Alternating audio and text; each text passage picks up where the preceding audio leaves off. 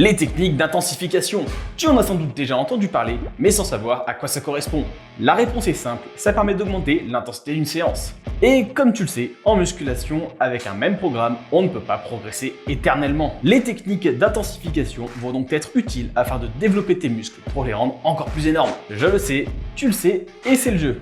Et quoi faire à part changer de programme du tout au tout pour relancer la machine? Bing pot, pas dur à trouver puisque c'est le titre de la vidéo. Je vais te faire découvrir les 10 meilleures techniques d'intensification pour te bâtir une musculature de l'espace et te surpasser. Générique.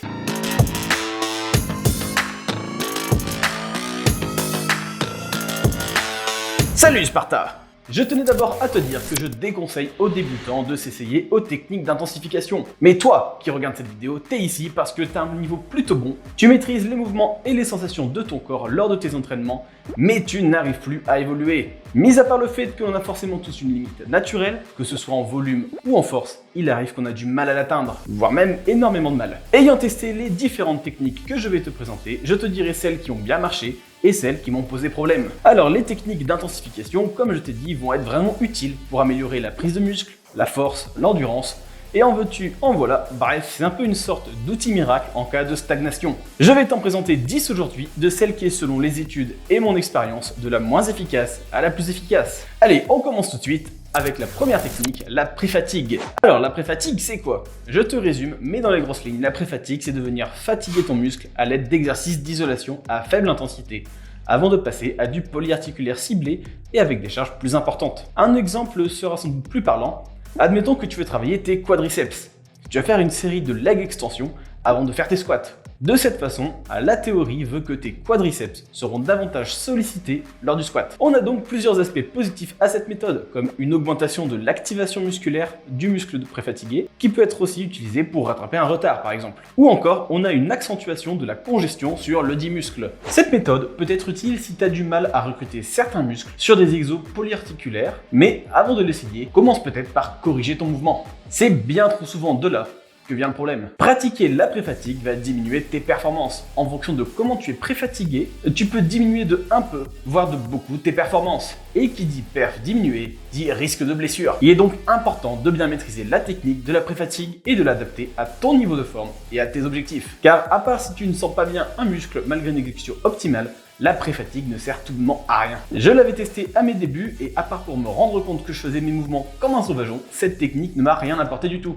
Allez, on enchaîne avec une autre technique, la légendaire série unique. Défendue corps et âme, bête et ongles par certains pratiquants, coachs, etc., la série unique a fait couler beaucoup d'encre. Pour effectuer la technique de la série unique, il faut sélectionner un exercice de base pour chaque groupe musculaire et le faire avec un poids relativement lourd pour effectuer une seule série, d'où son nom, d'environ 8 à 12 répétitions et avec une pause de 2 à 3 minutes entre chaque exercice. Par exemple, pour les pectoraux, tu pourras faire du développé couché. Pour les jambes, tu pourras faire des squats. Pour le dos, du soulevé de terre, etc., etc. Alors, les avantages de la série unique sont bien évidemment une économie de temps, parce que forcément, en faisant qu'une seule série par groupe musculaire, t'as pas besoin d'y passer des heures. Donc en soi, ça peut être une méthode très efficace si tu n'as pas vraiment le temps de t'entraîner. C'est généralement effectué avec un poids relativement lourd, ce qui peut augmenter l'intensité de l'entraînement et stimuler la croissance musculaire. Mais cet avantage est surtout pour ceux qui vont à la salle et se reposent un peu trop sur leurs acquis, et qui n'essaient donc pas d'utiliser le principe fondamental de la surcharge progressive. Comme il n'y a jamais de miracle dans la vie, il y a aussi des inconvénients à la série unique. Déjà, le risque de blessure, parce que effectuer une série unique jusqu'à l'échec musculaire, ça peut être très risqué. Et ensuite, on a le manque de volume. Une série unique ne fournit pas beaucoup de volume d'entraînement, ce qui peut être un problème si tu cherches à développer une force maximale ou une hypertrophie musculaire.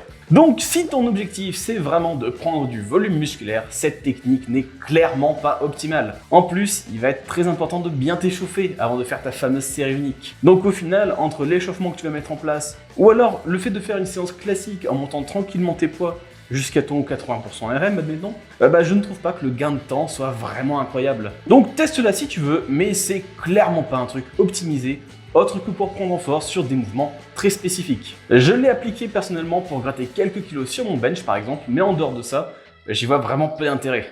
Ce serait quand même trop beau que de pouvoir se transformer en Chris Bumstead avec seulement, admettons, 2 entraînements par semaine avec une série unique par groupe musculaire. Avant de passer à la suite, si t'aimes ce contenu, n'hésite pas à t'abonner. On est à peine 400, donc ce serait un énorme soutien pour moi de te compter parmi les Spartans. Allez, technique suivante que vous allez adorer si vous avez des objectifs d'endurance ou pour améliorer votre coordination. Je vais parler ici des séries géantes.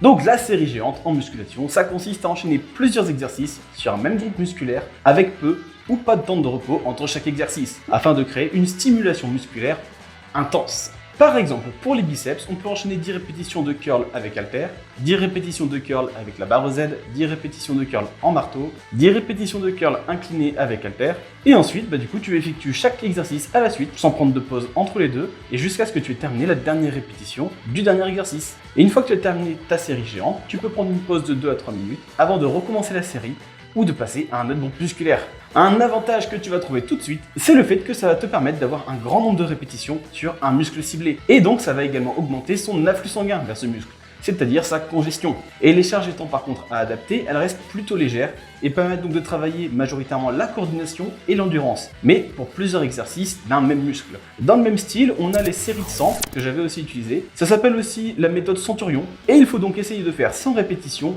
avec une exécution la plus propre possible sur un exercice. Et si vous échouez avant, vous prenez une pause de maximum 10 secondes et ça repart. Alors pour les inconvénients de ces deux techniques, c'est comme d'hab le risque de blessure. Parce que même si tu es concentré comme un fou sur les 15 ou 20 premières répétitions, ensuite tu risques de te déconcentrer et donc de baisser en qualité d'exécution. Et c'est exactement tout l'inverse de ce que tu veux faire. Un autre inconvénient, c'est que tu ne vas pas développer ta force. Parce qu'avec des charges aussi faibles, c'est vraiment utilisé pour des objectifs d'endurance et pour améliorer ta coordination sur des mouvements de poussée notamment, où c'est important que tu pousses avec tes deux bras en même temps. Allez, on commence avec deux techniques qui se ressemblent mais qui sont vraiment sympathiques. Je vais parler ici du bicep et du tricep. On va faire simple, un bicep c'est une technique qui consiste à enchaîner sans récupération 2 exercices. Donc c'est seulement après les 2 exos que tu vas prendre ta récupération. Le bicep ressemble à s'y méprendre au superset, qui est ma technique personnellement préférée. Donc la différence entre les deux, c'est que le bicep va focaliser le même muscle ou groupe musculaire, tandis que le superset va viser à travailler de muscles différents. Donc pour moi, la meilleure façon de bosser en superset, c'est bien évidemment avec les muscles agonistes-antagonistes. J'en profite pour te renvoyer vers la vidéo sur le lexique du débutant, si tu ne connais pas ces mots ou d'autres d'ailleurs. La vidéo est plutôt complète et tu peux aussi poser des questions en commentaire, je réponds à tout. Et donc le tricep, si tu as suivi ce que c'est que le bicep, tu vas facilement deviner. C'est exactement pareil, mais avec 3 exercices à la suite au lieu de 2. Alors celui-là, à part te fatiguer inutilement, je trouve qu'il n'y a pas un grand intérêt par rapport à un bicep. Alors qu'en bicep, malgré que c'est le même muscle, tu peux travailler ton muscle de 2 façons différentes. Je prends l'exemple des triceps, tu peux enchaîner des dips avec de l'extension triceps à la poulie haute par exemple, pour bien bosser l'ensemble des faisceaux de ton triceps. Je vais maintenant te parler de 2 autres techniques qui sont très proches, voire complémentaires, à savoir les répétitions aidées et les répétitions négatives. Souvent utilisées pour réussir les tractions quand tu es débutant, les répétitions négatives, ça consiste tout simplement à faire la phase négative du mouvement. Donc pour les tractions, tu vas te hisser pour pouvoir ensuite contrôler la descente le plus possible. Et même si au début tu contrôles presque rien, en persévérant, tu vas améliorer ta tenue jusqu'à arriver ensuite à réussir tes tractions tranquillement. Les répétitions aidées, c'est un peu ce que fait ton gym bro quand il t'assure au bench. Il va t'aider sur la phase active, donc au bench c'est quand tu pousses la barre, mais toi tu devras quand même contrôler la phase négative tout seul. C'est pour ça que je te dis que ces 2 techniques sont plutôt complémentaires. L'avantage de ces 2 techniques va être d'habituer ton corps à un mouvement et à une charge, et donc de renforcer tes muscles en conséquence. Par contre, c'est extrêmement éprouvant lorsque les charges deviennent conséquentes et donc le risque de blessure est également élevé. Donc faites vos reps aidés avec un gym bro qui gère et pas un gym bro qui va mater ce qui se passe dans le rack à squat. À titre personnel, n'ayant pas de gym bro adapté, je fais des répétitions négatives au bench grâce à une sécurité un poil plus haute que ma tête. Par contre, c'est extrêmement long à décharger la barre une fois qu'elle est en bas, la remonter, la recharger et recommencer. Mais c'est en grande partie grâce à ça que je suis passé aux 150 kg. Et ça c'est beau. Une autre technique vraiment incroyable et qui te procurera des sensations et un pump de l'espace, c'est le drop set.